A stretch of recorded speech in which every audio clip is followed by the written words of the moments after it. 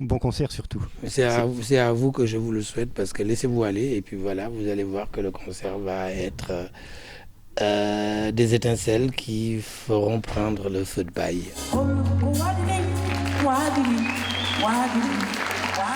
Des étincelles qui feront prendre le feu de paille, voici en une phrase le résumé de 2 heures de concert. C'était samedi soir à l'espace culturel de Romba, Touré Kunda a fait vibrer les spectateurs dans un concert respirant à la fois la fraîcheur, mais aussi le soleil du Sénégal. Modestes, sincères et profondément humains, nous les avons rencontrés quelques minutes avant leur montée sur scène dans un hôtel amnévillois. Ismaël et Sirou nous parlent de leur enfance, du Sénégal, et bien sûr de leur musique, véritable hymne au voyage, à la fraternité et à la paix entre les peuples. C'est pas la même chose que quand on va jouer aujourd'hui ici, alors qu'il y a une semaine qu'on a joué à Morzine, et aujourd'hui c'est à Rumba, et demain ça sera ailleurs, et chaque jour est un nouveau jour.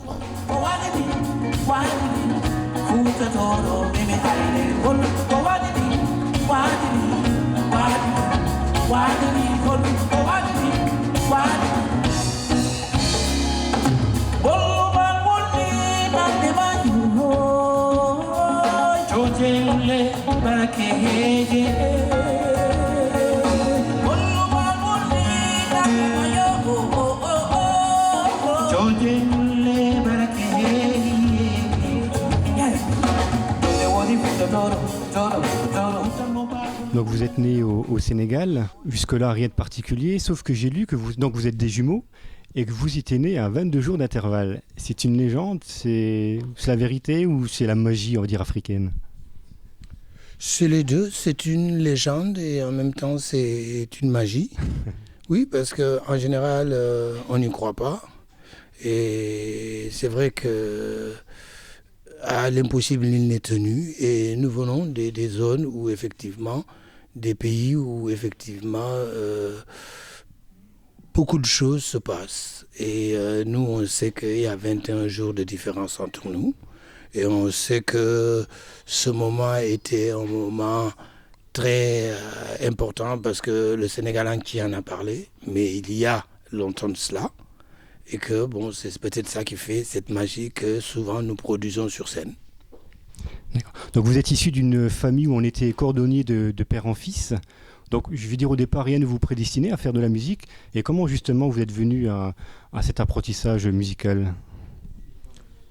Tout petit, dans notre quartier, dans tous les quartiers de notre ville natale, qui est Ziguinchor, qui se trouve au sud du Sénégal, la Casamance, dans tous les quartiers, le plus souvent, il y a des cérémonies de rythme et de chant et de danse et, qui ont bercé notre enfance, donc en les écoutant et en les voyant danser et en les imitant.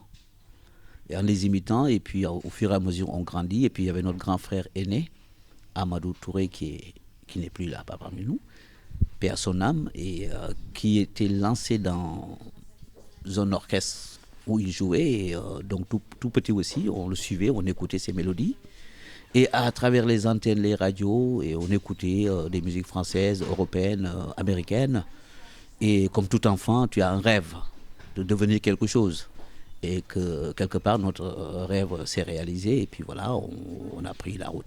L'expression musicale de Touré Kunda, c'est se laisser aller sans compter, se laisser aller sans tomber sur l'autre, se laisser aller dans le rythme, mais dans son rythme à soi-même, parce que chacun a son propre rythme. Et c'est celui-là qu'il faut coller à celui qu'on vous propose. On y va pour Medina.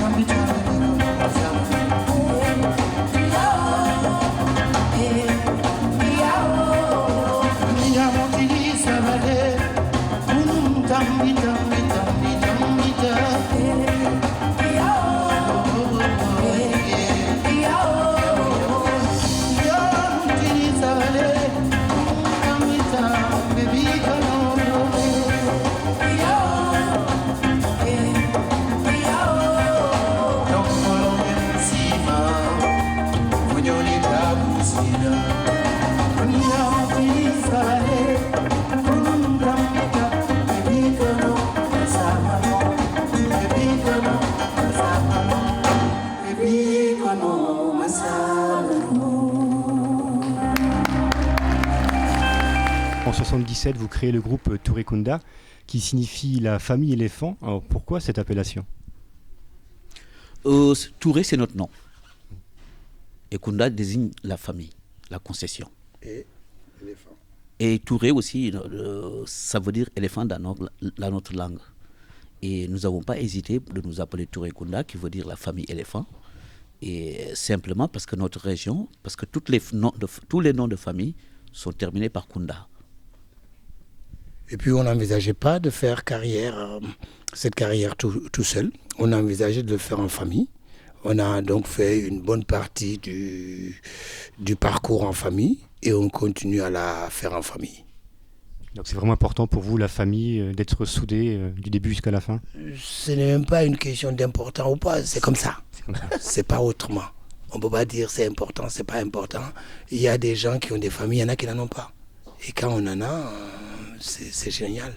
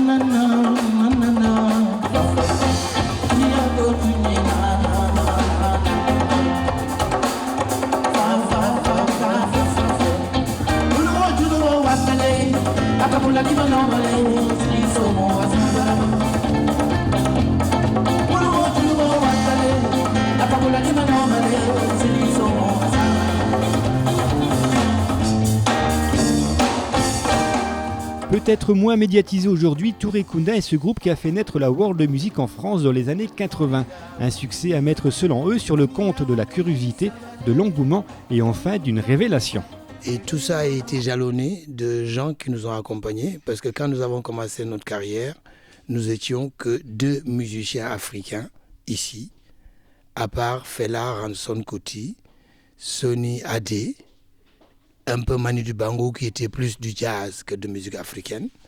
Et nous avons eu comme support, je crois que nous avons été les premiers groupes africains à avoir des musiciens blancs qui nous ont accompagnés. Et je crois que cet accompagnement de blancs a fait tomber les tabous. Du coup, les blancs ont eu peur, ont cessé d'avoir peur des noirs. C'est à partir de ce moment-là que la curiosité a pris de l'espace. Et c'est à partir de ce moment-là que petit à petit, certains blancs ont découvert que les Africains ne mangeaient pas les blancs. Alors le moment le plus douloureux de votre carrière, on va dire, c'est le décès de votre frère Amadou en plein concert. Comment avez-vous réussi après à remonter tout ça et à refaire de la musique? Il faut croire. Il faut croire. Il y a la vie, il y a la mort, mais quand il y a la mort, c'est atroce et c'est pénible. Mais nous sommes obligés de tenir, parce que quand il partait, il nous a dit continuez, tenez bon, jouez. Et ça, on ne l'a jamais oublié. Mais c'est sûr qu'une perte humaine, c'est énorme. Mais aussi, grâce à lui et grâce à notre région, la Casamance et le Sénégal, nous avons pu prendre plus de force pour continuer cette carrière. Et les dures épreuves, en général, engendrent toujours de bonnes. Une fois, c'est ça, là. Encore, une fois. Hey, on fait 2, c'est bon? Une fois, s'il vous plaît.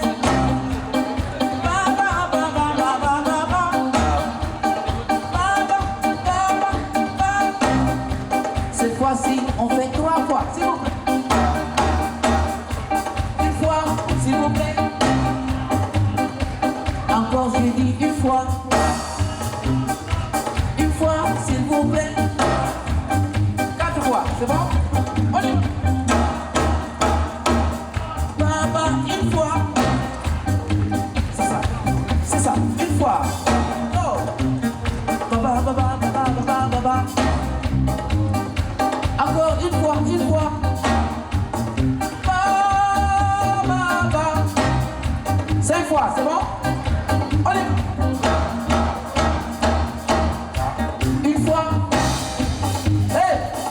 On y va? Une fois, encore, Suisse, et c'est bon. C'est bon. Merci, merci, merci beaucoup.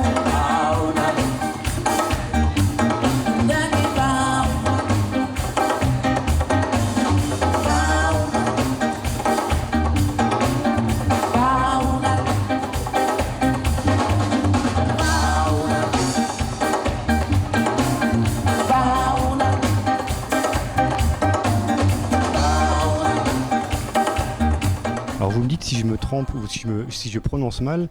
Alors vous chantez en soninké, en wolof, en mandingue, Bien. voilà, en dioula, Diola. en dioula et en créole portugais. Alors est-ce que c'est un choix délibéré de ne pas chanter peut-être, ou peu, en français ou en anglais? Non, c'est parce que tout simplement nous avons la chance et le bonheur de voir le jour dans un paysage très cosmopolite. Nous sommes nés en Casamance. La Casamance se situe au sud du Sénégal, enclavé entre un pays anglophone et un pays lusophone. Anglophone et un pays lusophone, la Gambie et la Guinée-Bissau, et avec des voisins qui sont polyglottes. Et quand un enfant s'en va jouer dans la cour de l'école ou tout simplement dans la rue, il parle naturellement la langue de l'autre. Et ça a été le premier enrichissement qu'on a exploité inconsciemment. Parce que comme des enfants qui parlent une langue naturellement et inconsciemment, nous nous sommes mis à chanter des chansons qui étaient d'ailleurs conçues dans ces langues-là. Chanter en français, c'est quelque chose qu'on n'exclut pas. On en a fait, mais vous savez que durant toute notre carrière, nous avons quand même plus d'une centaine de titres. Et quand on pose la question aux Français, ils en ont connu que 2, ou 3, ou 4. Un peu plus, ouais. Un peu plus, vous êtes sûr? Oui, sur quand même une centaine de chansons, nous sommes en train de nous dire est-ce que c'est intéressant de repartir sur des nouveaux albums? Ou est-ce que c'est pas plus intéressant de revenir un peu en arrière pour amener ces titres qui ont leur mélodie, leurs harmonies et surtout leurs messages, qui sont en plus d'actualité de plus en plus que le jour avance, et ensuite revenir plus tard sur de nouveaux albums.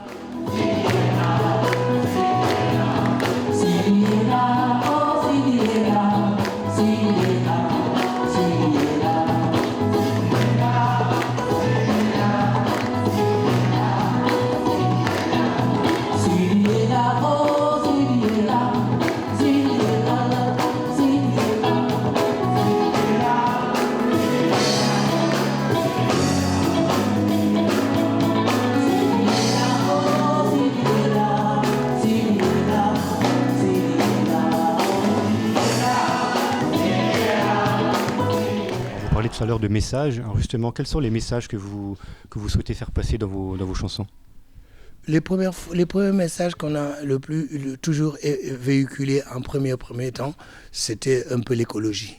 En parler maintenant, ça ressemble à quelqu'un qui suit la mode. Mais nous avons toujours été préoccupés par cette histoire d'écologie qui a commencé à décimer depuis la nuit des temps nos forêts, qu'ils ont traduit d'abord par nous-mêmes. Parce que le gaz ne fait pas partie de notre culture. Qu'est-ce qu'on utilise dans nos cuisines? C'est le bois. Donc inconsciemment, nous nous sommes mis à couper le bois pour se faire la cuisine. Nous avons coupé le bois pour faire repasser nos habits. Et petit à petit, nous sommes rentrés dans les forêts. Et à partir de ce moment, pendant qu'on le faisait, on était en train de dire que ce n'était pas une bonne chose parce qu'on en était conscient. Ça, c'est un message important. Et il y en a d'autres qu'on a toujours véhiculés, le message de fraternité. Parce que après les indépendances, c'est venu la nuit des mauvais coups d'État, des renversements d'État, parce que telle ethnie veut se mettre à la place de l'autre, ainsi de suite. Et après, quand on se préoccupe à faire plus ce genre de choses, la santé est laissée pour compte. On ne s'occupe plus des gens malades, parce qu'on s'occupe de pouvoir, on s'occupe d'autres choses qui ont moins d'importance. Et donc, toutes ces chansons sont venues inconsciemment. Mais comme tout se passait dans une foulée telle que, quand on en parlait dans nos chansons, les gens ne faisaient même pas attention. Parce qu'ils ne pouvaient pas imaginer qu'on puisse parler de choses de ce genre. vos textes sont souvent, on va dire, vous traitez de la misère ou de la guerre ou de la paix, et au contraire, vos mélodies sont plutôt joyeuses, souriantes. Donc il y a peut-être un paradoxe entre vos textes et puis votre musique. L'anesthésie. Oui. L'anesthésie fait qu'on ne sent pas la douleur et on fait pas attention au texte. C'est après coup, quand on écoute, après un bon truc après avoir bien absorbé et qu'on soit imbibé, je ne sais pas, de toutes sortes de choses, on revient à des souvenirs très lointains, surtout quand on est loin de son pays, comme la plupart des Africains. Et on emprunte le voyage comme quelque chose de complémentaire à leur vie. Donc par nostalgie, les gens écoutent certaines chansons qui les ramènent à eux et font forcément attention au contenu et réagissent par rapport au contenu. Et ça leur donne envie de rester, de retourner chez eux. Ça, je le dis un peu pour rassurer ceux qui pensent que les Africains sont là pour prendre la place des Européens. Et je pense que c'est un faux problème, c'est pas une réalité. Oui, et puis aussi, la musique, il y a des moments, nous, en Afrique, comme ma mère, elle ne parle pas français. Mais quand elle écoute quelque chose, une musique anglophone, mais elle sent quelque chose qui l'apprend. Donc, la musique, c'est vrai que beaucoup de gens veulent connaître le contenu. Mais aussi, la musique, quand tu l'écoutes, tu as aussi des sensations, mais tu te dis, mais de quoi ça parle ? Et j'ai rencontré beaucoup de mes potes qui me demandent ça, mais qui vont à la FNAC, qui vont acheter le CD et qui viennent et qui voient la traduction et disent « Ah oui, ça veut dire ça ». Mais d'abord, la musique, c'est une réunion, c'est un appel, c'est une sensibilité. Parfait. C'est d'abord une sensation, effectivement, et après, comme tu dis, on se pose la question, on essaie de comprendre le texte. Et des fois, quand on découvre le texte, on est un peu dérouté parce que la première impression qu'on se fait sans avoir lu le texte, on est un peu déçu par rapport à l'impression qu'on en a de la réalité. Des fois, il vaut mieux peut-être pas avoir besoin d'avoir la traduction. Et ce soir, on va vous faire un résumé, tout simplement, de la plupart des chansons. Le plus souvent, d'ailleurs. Voilà, et on va vous laisser le temps de ruminer comme tous les animaux que nous sommes.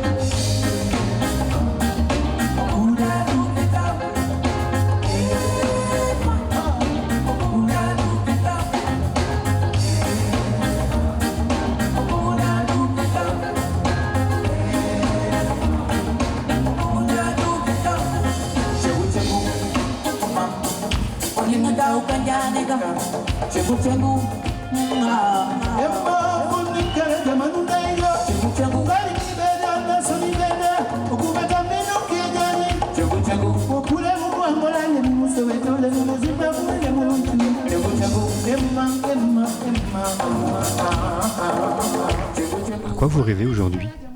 Vivre tranquillement et puis partager notre vie avec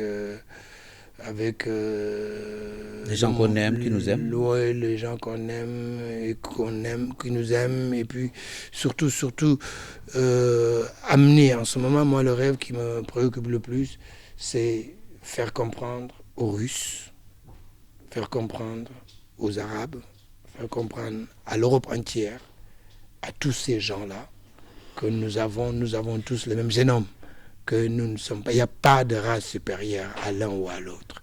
Et ça, malheureusement, nous sommes beaucoup, beaucoup loin de ce compte. Et c'est vrai que c'est tellement possible que le simple fait de le souhaiter ressemble presque à, je dirais, un rêve puéril, parce qu'on se dit est-ce que, et pourquoi pas. En tout cas, c'est un beau rêve. Nous croyons, oui.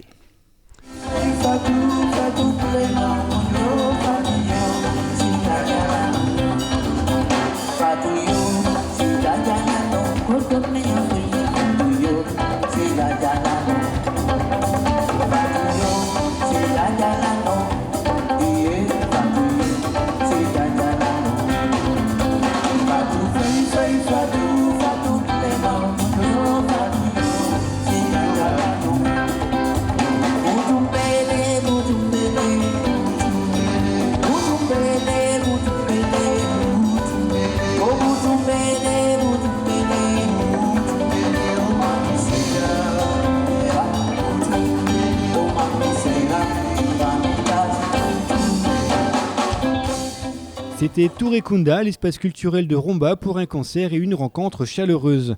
À 60 ans, ces deux frères éléphants n'ont donc pas fini de faire vibrer leur public, un public qui n'est pas prêt d'oublier ce concert rombasien.